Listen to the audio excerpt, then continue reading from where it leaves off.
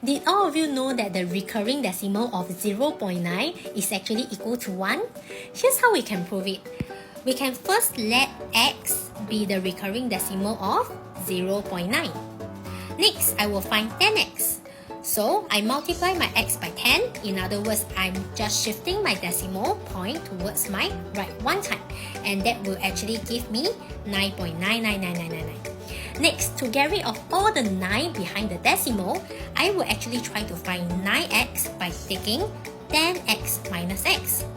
And why would this remove all the 9 at the back? It's because your 10x, which is 9.999999, subtract with your x, which is 0.99999, it will actually give you, see 9 minus 0 give you 9.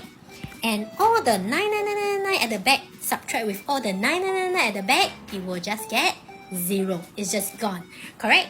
So, in other words, 9x equals to 9 and x equals to 9 divided by 9 and x equals to 1.